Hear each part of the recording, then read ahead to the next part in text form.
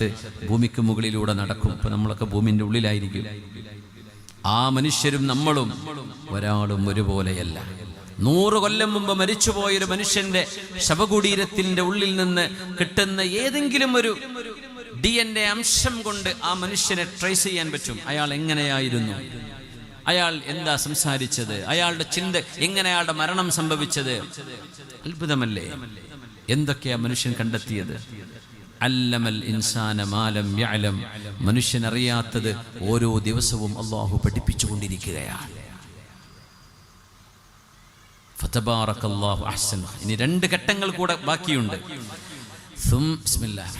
ثم إنكم بعد ذلك لميتون.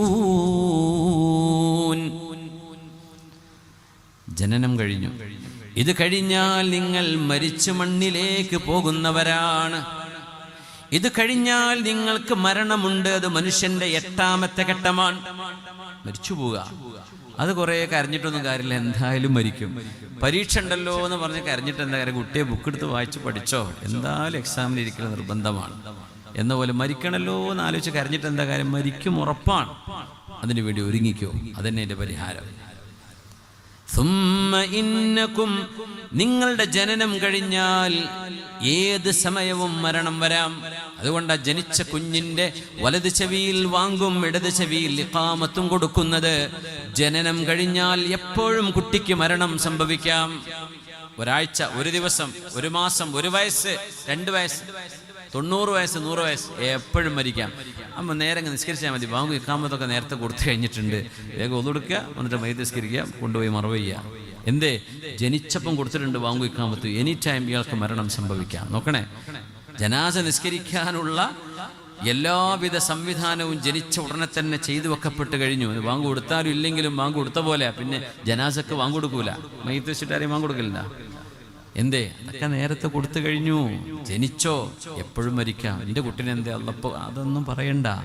ജന്മം തന്ന പടച്ചവൻ എപ്പോഴാ കൊണ്ടുപോകേണ്ടത് എന്ന് അള്ളാഹു തീരുമാനിച്ചു. ആ തീരുമാനത്തിന് വഴങ്ങിക്കൊടുക്കാൻ എന്ത് ചെയ്യും? മുഞ്ചിയത്ത് നമ്മുടെ പ്രിയപ്പെട്ട റസാഖ് ഹാജിയുടെ മകളുടെ 4 ആൺകുട്ടികൾ ഒരു ആക്സിഡന്റിൽ അബുദാബിയിൽ മരിച്ചു. അല്ലെ, നിങ്ങൾ കേട്ടില്ലേ അത്? അല്ലാഹു ആ ഉമ്മക്ക്, ആ വാപ്പക്കും, ആ കുടുംബത്തിനും മനസ്സിന് സമാധാനവും ആശ്വാസവും നൽകട്ടെ. അല്ലാഹു പടച്ചതമ്പുരാന്റെ ഖലാഉകൾ നമ്മൾ സ്വീകരിക്കാൻ ബാധ്യസ്ഥരാണ്. അല്ലാഹു മുസീബത്തുകൾ ഇറക്കുമ്പോൾ അതിന് കണക്കായ ക്ഷമയും അല്ലാഹു ഇറക്കുന്നുണ്ടെന്നാണ്. അല്ലാഹു ആ ക്ഷമ കൊണ്ട് നമ്മളെയും, ഏത് പ്രയാസമുള്ള ആളുകളുണ്ട് അവരൊക്കെ എല്ലാവർക്കും അല്ലാഹു തആല ആശ്വാസം നൽകട്ടെ. ആമീൻ. ജാതിയും മതമൊന്നും ബാധകമല്ല. ദുഃഖം എല്ലാവരുടെയും ദുഃഖമാണ്. മക്കൾ എല്ലാവർക്കും മക്കളാണ്. മാതാപിതാക്കൾ എല്ലാവർക്കും മാതാപിതാക്കളാണ്.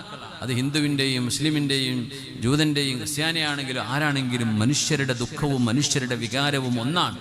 ആ വികാരത്തെ നമ്മൾ മനസ്സിലാക്കുകയും ആ ദുഃഖത്തിൽ അവരോട് ഒപ്പം താങ്ങായി നിന്ന് അവർക്ക് മനസ്സിന് ആശ്വാസം നൽകാൻ കഴിയണമെന്ന്. എന്തുകൊണ്ടെന്നറിയോ? ജന്മം കഴിഞ്ഞാൽ മരണം അള്ളാഹു എഴുതി വെച്ചതാണ്.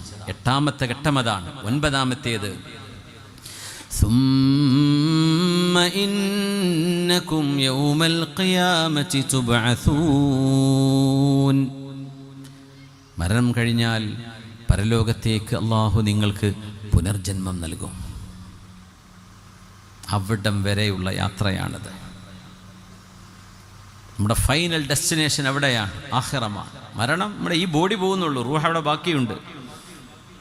നമ്മളെപ്പോഴും ബാക്കിയുണ്ട്, നമ്മുടെ റൂഹ് ബാക്കിയുണ്ട്. ശരീരം ചിലപ്പോൾ ഡീക്കേ ആയി പോകും, മണ്ണിലേക്ക് മണ്ണലിഞ്ഞു പോകും. പരലോകത്ത് നിങ്ങൾക്ക് അള്ളാഹു പുനർജന്മം നൽകും. അള്ളാഹു ആ ദിവസം, വിചാരണയുടെ നാള് അള്ളാഹു നമുക്ക് എളുപ്പമാക്കി തരട്ടെ.